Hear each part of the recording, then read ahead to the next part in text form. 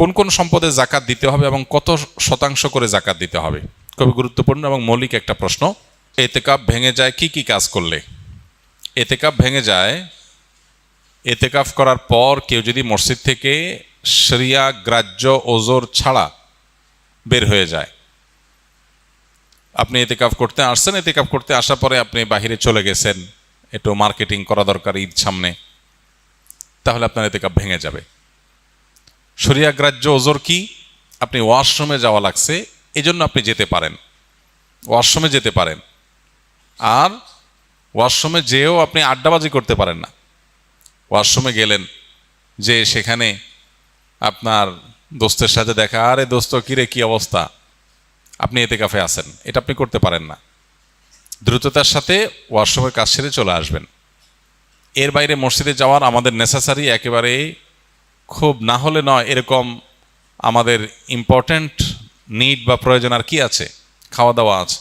খাওয়া দাওয়া আজকের যুগে বিশেষ করে এমন জায়গা খুব কম আছে যেখানে খাবার মসজিদে দিয়ে যাওয়ার মতো ব্যবস্থা একেবারে নাই।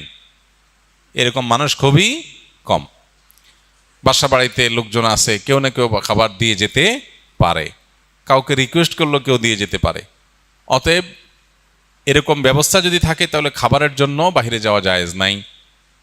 হ্যাঁ, কারোর যদি এরকম হয় অবস্থা যে তার খাবারের জন্য কেউ খাবার এনে দেওয়ার মতো নাই, তাহলে এরকম নিরুপায় যদি কেউ সত্যিই হয়, এরকম কোনো মসজিদ থাকে যে আশপাশে কোনো মানুষজন নাই, বাসা থেকে খানা আনার মতো কোনো মানুষ নাই, তাহলে তিনি খাবারের জন্য যেতে পারবেন, খেয়ে আবার চলে আসবেন। খাইতে গিয়ে আবার বাসায় আরেকটা খাজুরি আলাপ করতে পারবেন না। একবেলা খেয়ে আরেকবেলা খাবার সাথে নিয়ে আসলেন, এইভাবে না হলে নয়। এরকম নিড থাকলে শুধু বাইর হতে পারবেন। এছাড়া যদি তিনি বাইর হন তাহলে তার এতেকাফ ভেঙে যাবে।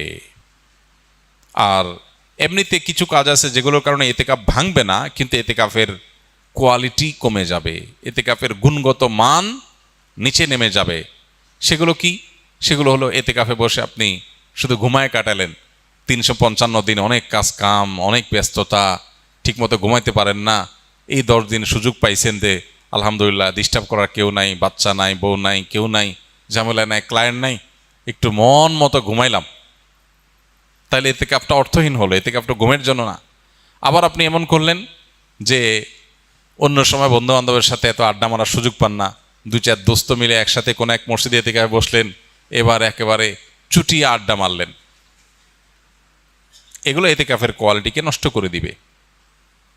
আর যদি আপনি ভারসাম্যের সাথে একান্ত প্রয়োজনীয় আলাপ করলেন আর বাকি সময় বাবতে মগ্ন থাকলেন, সেটা অর্থবহ এতেকাফ হবে। আল্লাহ আমাদেরকে ভালো করে এতেকাফ করার তৌফিক নসিব করুন। এতেকাফের ক্ষেত্রে আমাদের মধ্যে যে ভুল ধারণা আছে সেটা দূর করতে হবে, প্রান্তিকতা যেটা আছে সেটা দূর করতে হবে। আমি আমার ছাত্র জীবনে একবার এতেকাফে বসছিলাম, মনে আছে, বহু বছর আগে। তো যেখানে এতেকাফে বসেছি আমার সাথে এক বৃদ্ধ মানুষ বসছিলেন এতেকাফে। তো শীতের সময় ছিল তখন, রমজান, অনেক শীত, মসজিদে একটু ঠান্ডা বেশি। আমি হঠাৎ করে দেখি যে মুরব্বি নাই। তো দেখলাম মুরব্বি কই গেল, ওয়াশরুমে গেলে তো এত সময় লাগার কথা না। পরে তাকায় দেখি যে মসজিদের সামনে বাইরে ঘাস বিছানো মাঠ, উনি ওখানে রোদ পোহাইতেছেন। পরে বললাম, মসজিদে বললাম, চাচা এতেকাফ অবস্থায় তো রোদ পোহাতে বাইরে যাওয়া যাবে না। তো উনি খুব জোরে ধমক দিলেন। আমি ছোট ছিলাম, মাদ্রাসায় পড়ি তখন। বলছে, হ্যাঁ তোমার মাথা, এতেকাফ ভাঙা এত সোজা মিয়া? আমি কি কারোর সাথে কথা বলতেছি? আমি রোদ পোহাইতেছি। তো এরকম ধারণা আমাদের সমাজে অনেকের মধ্যে আছে। আরেকজনকে আমি দেখছি, আমার মসজিদে উনি এতেকাফ করতে আসছেন, পরে হঠাৎ দেখি নাই, অনেকক্ষণ পরে আসছে। কেউ কই আসেন? বলে আমি ধান রোদ দিতে গেছিলাম, ধান শুকাইতে গেছি। ধান টান শুকায় আবার উনি চলে আসছেন এতেকাফে। তো যদি কারোর এরকম নিড থাকে যে তার বাহিরে কাজ করতে হয়, যেমন অফিসে জব করতে হয়, তার ছুটি নাই, কোনোভাবে ছুটি ম্যানেজ করতে পারেন নাই তিনি, তাহলে তিনি নফল এতেকাফ করতে পারেন। কিভাবে? মসজিদে গাট্টি বসকা থাকলো, যখন বাইরে চলে গেলেন তার এতেকাফ শেষ হয়ে গেল, যখন ঢুকলেন যতক্ষণ থাকলেন ততক্ষণ এতেকাফের নিয়ত করে থাকলেন। রাতের ইবাদতটা মসজিদে ভালোভাবে হয় বাসার চাইতে, সেই নিয়তে থাকলেন, এটা হতে পারে। কিন্তু সুন্নাহ মাসনুন যে এতেকাফ, সেটা হলো পরিপূর্ণ সময়টা, দিন রাত পুরোটা সময় মসজিদে থাকা। কোন কোন সম্পদে জাকাত দিতে হবে এবং কত শতাংশ করে জাকাত দিতে হবে? খুবই গুরুত্বপূর্ণ এবং মৌলিক একটা প্রশ্ন। কয়েক ধরনের সম্পদের জাকাত দিতে হবে। নাম্বার 1, স্বর্ণ রূপা, নগদ টাকা এবং বাণিজ্যিক পণ্য, অর্থাৎ যে পণ্য কেনা হয়েছে বেচার উদ্দেশ্যে, এরকম পণ্য, যেমন দোকানের মালামাল, যে সমস্ত জিনিস আপনি কিনছেন দোকানে হোক আর বা গোডাউনে হোক আর অন্য কিছু হোক, এমনকি ল্যান্ডের বিজনেস করেন আপনি, অনেক ল্যান্ড আপনি কিনে রেখেছেন, কেন? আপনার উদ্দেশ্য হলো এটা আপনি বিক্রি করবেন, অর্থাৎ এটা আপনার বাণিজ্যিক পণ্যের অন্তর্ভুক্ত। এরকম যদি হয় তাহলে সেক্ষেত্রে এই সকল পণ্যের জাকাত দিতে হয়। এই সব পণ্য এবং এইসব জিনিস অর্থাৎ নগদ অর্থ, স্বর্ণরূপা এবং আপনার বাণিজ্যিক পণ্য, নগদ অর্থ, স্বর্ণরূপা, এই সব সম্পদের জাকাত দিতে হয় বছরে একবার 2.5% করে। অর্থাৎ 1 বছর যদি এটা আপনার কাছে থাকে তাহলে জাকাত দিতে হবে কত পার্সেন্ট? 2.5%, শতকরা 2.5%। 1 লাখ টাকা থাকলে 2,500 টাকা, 1 লাখ টাকা স্বর্ণ থাকলে, স্বর্ণরূপা মিলিয়ে থাকলে 2,500। শুধু স্বর্ণ যদি থাকে তাহলে 7.5 ভরির আগে জাকাত আসে না। স্বর্ণের সাথে যদি একটু রূপা থাকে বা ক্যাশ টাকা থাকে তাহলে দুইটার অর্থ মিলেয়া 7.5 ভরি হওয়া স্বর্ণ হওয়া জরুরি না, তখন 52.5 ভরি রূপার সমান মূল্য হলেই হয়ে যায়, যেটা 2 লাখ প্লাস টাকা হলে আজকাল হয়ে যায়।